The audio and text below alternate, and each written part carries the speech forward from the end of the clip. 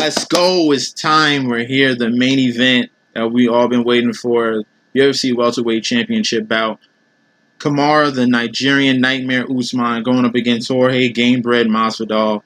We're going to dig deep into this. But wait, hold on before I get into it. Needed a sip of water. Thank you, Eric, for the mug. It's beautiful. And shout out to Barstool. I could be the next Pat McAfee. You never know. But we're going to get into this. First thing that pops off on Tapology that I see between these two guys, we have an experience discrepancy already. I understand Kamaru Usman, 11-0 in the UFC, is the champion, but you're going up against a skilled striker that is way more experienced than you. We got 48 fights on Masvidal's side, going up against 17 fights. And that's not even counting all the kickboxing and Kimbo Slice backyard fights that Masvidal has. So even if you double Kamaru Usman, 17 fights, still doesn't equal up to as many as Jorge Masvidal has. And that's the first thing I see in this. It's like Masvidal, Street Jesus, been game planning this ever since the beginning. All the way since February, right here, when they had the altercation during Super Bowl weekend. They're both going at it, and Usman is feeding into the Masvidal persona, aura, everything. He's feeding into everything, and this is when Usman has a cast on. If there was no guards there, he'd have been done. He'd have been done.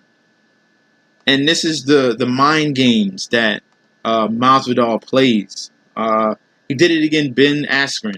You people see that and there's like, oh, that's just a regular flying knee. No, it's not a regular flying knee.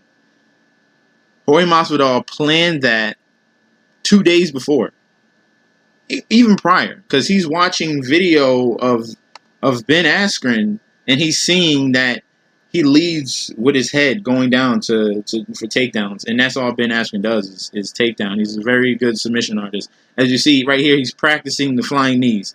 He comes to the side and smashes it with his right lead knee. And the reason why he comes to the side, that's to give Ben Askren an angle to grapple and to get a leg. He's not going to come straight at him. And what he's going to do, grab his body? No, he needs a leg. So that's why he comes out to the side. He planned that. He fed into it. That's why you saw Jorge Masvidal lean against the fence. And he's like, oh, okay. Okay, he saw Ben Askren, all right, talking at the mouth. He's baiting him.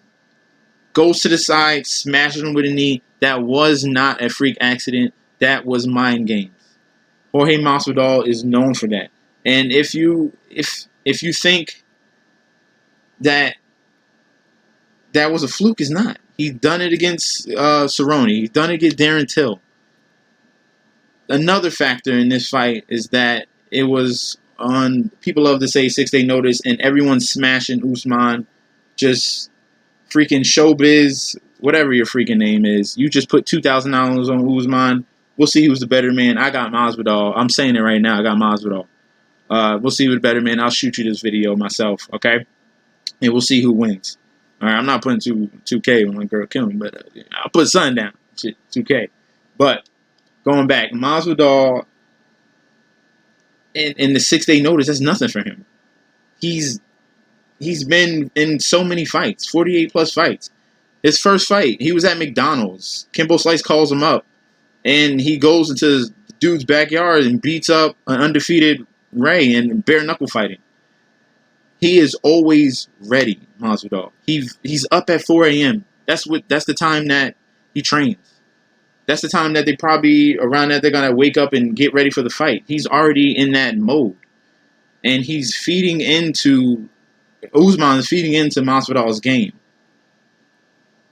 Now, the original fight was Gilbert Burns against Usman. Usman, definitely understandable. That's your boy. That's your guy. You know what to expect from him. Gilbert Burns is a great jiu-jitsu practitioner. 3-time world champion and a World Cup gold medalist. You know what to expect from him. The thing about Gilbert Burns is his striking is more reactive, swiping punches that are wild. fundamentally is not on the level of Jorge Masvidal. And these are the things that once you get that 6-day switch, your whole mind was on Burns, and now it's on Masvidal. I understand someone you hate, so you're going to be motivated, but you got to change. You got to change your whole game plan. Not whole game plan, because all you do is smother people.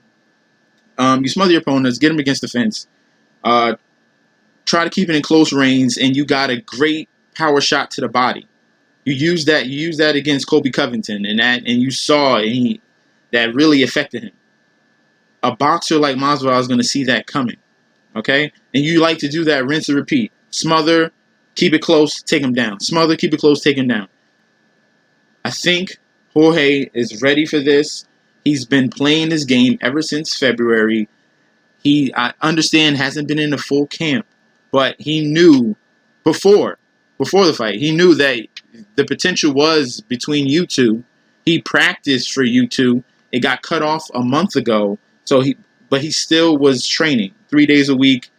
He was still active, and he still had you as his main target. And then like God, this is why he's Street Jesus, like God raining down, giving him a blessing. Unfortunately, Burns got COVID, and now Jorge's back in a position where he was in the first place and getting somewhat of his money. A good portion of his money. He got what he wanted. He's happy now.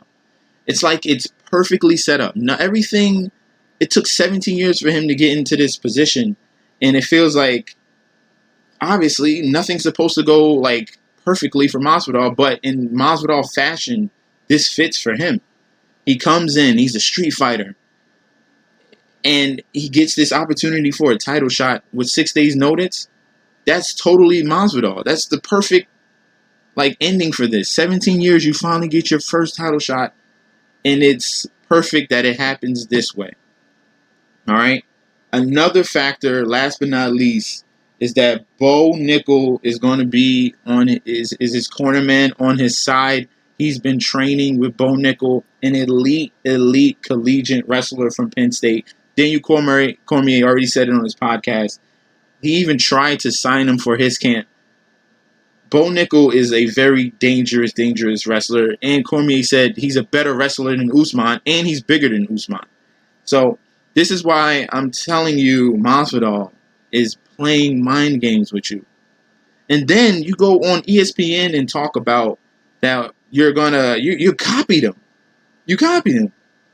Jorge's baptizing people, and now you say you're going to bless them with your hands? Go ahead. I dare you. I dare you. Try to fight. Try to stand up with Jorge Masvidal. He's setting you up. And you're falling right into this, bro. You're falling right into this trap.